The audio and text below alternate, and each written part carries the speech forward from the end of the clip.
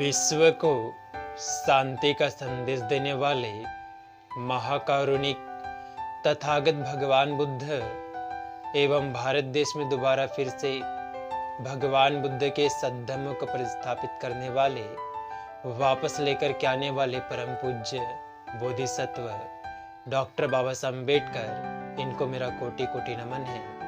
आप सभी श्रद्धावंत उपासक एवं उपासिकाओं को मेरा मैत्रीपूर्ण जय। जातक कथा। एक बार जब भगवान बुद्ध श्रावस्ती में विहार कर रहे होते हैं, उस समय अनाथ पिंडक अपने दूसरे मतों को मानने वाले 500 साथियों के साथ में भगवान बुद्ध के विहार में आते हैं, उन्हें अभिवादन करते हैं और एक और बैठ जाते हैं। एक और बैठने के बाद में भगवान बुद्ध जो धम्म उपदेश करते हैं उसको भली प्रकार से मनन करके सुनते हैं और सुनने के बाद में उस धम्म के अनुसार आचरण करने लगते हैं, चलने लगते हैं।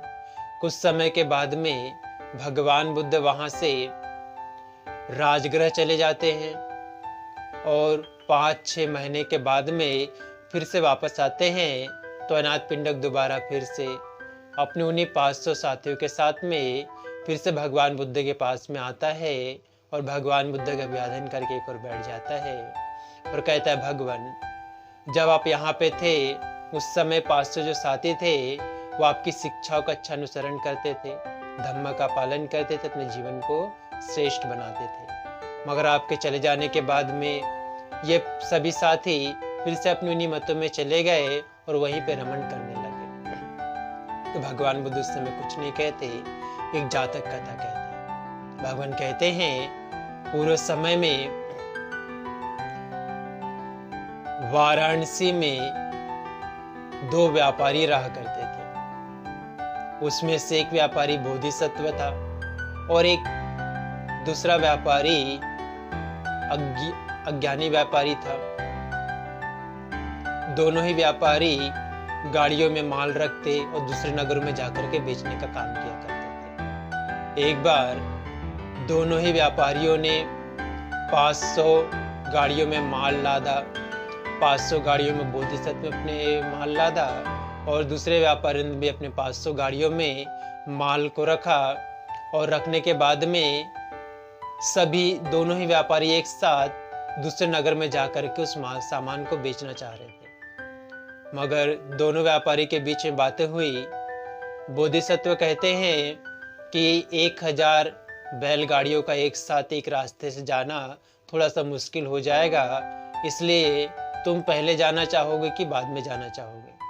तो दूसरा व्यापारी कहता है, मैं ही पहले जाऊंगा, आप बाद में आइए करके। दूसरा व्यापारी बड़ा खुश होता है मन ही मन कि मुझे 500 बैलगाड़ियों के साथ में व्यापार करने जाने के लिए पहला मौका मिला है। मैं जाऊंगा तो मेरे बैलों को अच्छा अच्छा घास मिलेगा, नहीं खाया हुआ घास मिलेगा और ताज़ा ताज़ा पानी मिलेगा, रास्ता भी अच्छा होगा और जाकर के मैं अच्छे दामों से माल भी बेच सकूंगा। ऐसा विचार करते हुए खुशी खुशी निकलता है। और जो बोधिसत्व है वो सोचते हैं कि मैं दोबारा जाकर के अच्छा करूंगा। पहला व्यापारी जो मार्ग बनाएगा उस मार्ग में मेरी गाड़ी अच्छे से चलेगी और जहाँ जहाँ ये पानी को खोद करके रखेगा वहाँ से मुझे पानी भी मिलेगा और जो पुरानी जो सूखी घास उसके बैल खा लेंगे और जो नई नई जो घास रहेगी वो मेरे बैलों को खाने के लिए मिलेगी। ऐसा सोचता है। और जो पहला व्यापारी है वो निकलता है सफर के लिए। निकलता है तो बड़ा रास्ता होता है, रास्ते में रेगिस्तान पड़ता है, मरुभूमि, जहाँ दूर दूर तक ना पेड़ पौधे होते हैं ना पानी होता है। उस रास्ते से गुजर करके जाना होता है। तो जैसे ही वो उस रास्ते पे पहुँचता है, मरुभूमि में पहुँचता है, वैसे ही जो यक्ष होता है जो मनुष्य को खा जाते हैं। स्टोरी है, कहानी को कहानी के रूप में सुने। जो यक्ष होता है वह अपनी बहुत सारी गाड़ियों के साथ में उधर से आता हुआ देखता है, आता है, अपने गाड़ियों के पैरों में कीचड़ लगा लेता है, अपने आप को पानी में भिगा लेता है और भीग करके पानी पूरा कपड़े उपड़े सब भिगा लेता है और पानी नीचे गिरता रहता है। और इस प्रकार से उधर से आते हुए जो ये व्यापारी था, जो जा रहा था, उसको कहता है कि क्या नाम है तुम्हारा? तो कहता है मैं बनारस का रहने वाला हूँ, यहाँ आगे व्यापार करने जा रहा हूँ दूर प्रदेश में।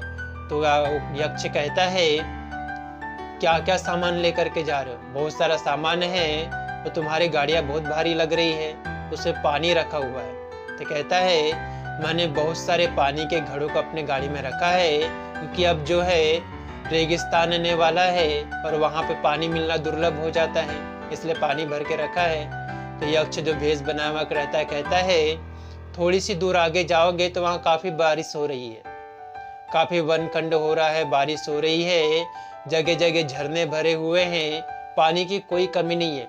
तुम देखो मुझे, मैं कैसा पानी से सना हुआ भीगा हुआ हूँ, और मेरे पहिए, गाड़ियों के पहियों में भी देखो कैसे कीचड़ लगा हुआ है। और ऐसा बता करके जो यक्ष होता आगे निकल जाता है और आगे जा करके वहाँ से हट जाता है। और ये दूसरा व्यापारी सोचता है कि भाई ये यक्ष अच्छी बात कह रहा है, अपने साथियों से भी कहता है कि आगे तो पानी है, हमें पानी की आवश्यकता नहीं है, क्यों ना ऐसे ही फेंक दे। सारे पानी के 500 घड़ों को वहीं फेंक देता है और पानी नष्ट करके आगे बढ़ता है। जैसे कुछ दूर जाता है तो देखता है कि आगे रेगिस्तान ही रेगिस्तान है, यहाँ तो पानी का कोई नामो निशान नहीं है। जब उनको प्यास लगती है तो काफ़ी प्यास के कारण वो कुछ देर रुकने के बाद में अपने बैलगाड़ी को खोलता है, बैरों को ढीला करता है और सभी पानी तो ढूंढने लगते हैं, मगर कहीं पानी नहीं मिलता। और पानी ना मिलने के कारण उसके सारे बैल दुर्बल हो जाते हैं, वो व्यापारी भी दुर्बल हो जाता है, उसके साथी भी दुर्बल हो जाते हैं और बिना पानी के सबकी मृत्यु हो जाती है। यक्ष इसका अच्छा फायदा उठाता है और आकर के उन सभी व्यापारियों को मार के खा लेता है, उसके जानवरों को मार के खा लेता है, सिर्फ उनकी हड्डियां ही वहां बचती है। अब 15 दिनों के बाद में दूसरा जो बोधिसत्व व्यापारी था वो भी व्यापार करने के लिए उसी रास्ते से आता है और वहीं पे जगह में मरुभूमि आने के पहले वहां रुकता है। यक्ष पहले व्यापारी की तरह इसे भी देख लेता है, वो भी फिर से उसी प्रकार से अपनी वेशभूषा धारण करता है, पानी और कीचड़ लगा करके आता है, कहता है सामने पानी है, पानी मत फेंको करके, पानी फेंक दो, आगे पानी है, तुम्हें इतना बोझ ले जाने की जरूरत नहीं है, पानी यहीं पे फेंक दो, ऐसा कहता है और आगे जा करके चले जाता है। दूसरा व्यापारी जो बोधिसत्व था वो सोचता है कि हमें जब तक पानी नहीं दिखाई देगा तब तक हम दूसरा ये पानी को नहीं फेंकेंगे। उनके साथी कहते इतना बोझ लेने की क्या जरूरत है, इस पानी को फेंक दो। तो कहता है तुमने सुना है कि अगर बारिश होती है तो उसकी जो हवा है, ठंडी हवा यहाँ बहुत दूर तक आने लगती है, क्या आ रही है? नहीं। जब पानी बरसता है तो बादल भी काले हो जाते हैं, गरजने लगते हैं, उसकी आवाज आ रही है? क्या बादल काले दिख रहे हैं? नहीं दिख रहे हैं। और कभी सुना है कि रेगिस्तान में भी बारिश होती है करके? नहीं होती है। तो कहते जब तक हमें पानी दिखाई नहीं देता तब तक हम पानी नहीं फेंकेंगे। और आप तो कुछ देर आगे जाता है, जाने के बाद में देखता है कि उसका जो पहला व्यापारी था, साथी था, वो यहाँ पे मृत पड़ा हुआ है, उसकी सारी बैलगाड़ियाँ यहाँ रखी हुई है और उनकी हड्डियाँ बस वहाँ पे पड़ी हुई है। उसको समझ में आता है कि वो जरूर यक्ष रहा होगा जिसने इनको मार करके खा लिया था। और वो सोचता है कि मैंने अच्छा हो गया यक्ष की बातों में विश्वास नहीं किया और अपने साथियों के साथ में आगे बढ़ा। आगे जाता है, प्रदेश में जाकर के अपना व्यापार करता है और व्यापार करने के बाद में अपने यहाँ वापस आता है और सुख पूर्वक रहने लगता है। इस गाथा को कहने के बाद में, इस जातक को कहने के बाद में भगवान बुद्ध कहते हैं कि उस समय वो जो पहला व्यापारी था वो देवदत्त के समान था और उसकी जो मंडली थी वो देवदत्त की मंडली थी, उसका ग्रुप था। और जो दूसरा व्यापारी है वो बोधिसत्व बुद्ध के समान था, मेरे समान था, और उसकी जो मंडली थी ये बुद्ध की मंडली थी। इस जातक से सीख मिलती है कि किसी ने किसी बात को कहा है तो उसकी बात को तुरंत मान नहीं लेना चाहिए, बल्कि अपने तर्क से अच्छी प्रकार से बातों को सोचना चाहिए, समझना चाहिए, उसके बाद ही स्वीकार करना चाहिए। ना किसी ने कहा और तुरंत किसी बात को मान लिया, इससे अनर्थ होता है। जो बुद्धिमान व्यक्ति होते हैं वो हर किसी बात को अच्छी प्रकार से जांचते हैं, परखते हैं, समझते हैं, उसके बाद ही स्वीकार करते हैं। उस समय भगवान बुद्ध ऐसी बातें कहते हैं कि इस प्रकार से जो अच्छे लोग होते हैं अपने अच्छे कर्मों के द्वारा अपने जीवन को सुखी बनाते हैं, और जो बुरे लोग होते हैं जो किसी बात को सोच विचार नहीं करते हैं, वो फिर से उसी तरह से पतन को प्राप्त हो जाते हैं। भवतु सब मंगलं रक्षन्तु सब देवता सब बुद्धानुभावेन सदा शुद्धि भवन्तु ते। भवतु सब मंगलं रक्षन्तु सब देवता सब धम्मानुभावेन सदा शुद्धि भवन्तु ते। भवतु सब मंगलं रक्षन्तु सब देवता सब संघानुभावेन सदा शुद्धि भवन्तु ते। सबका मंगल हो, सबका भला हो, सबका कल्याण हो, सभी सुखी रहे, सभी सुखी रहे। साधु साधु साधु।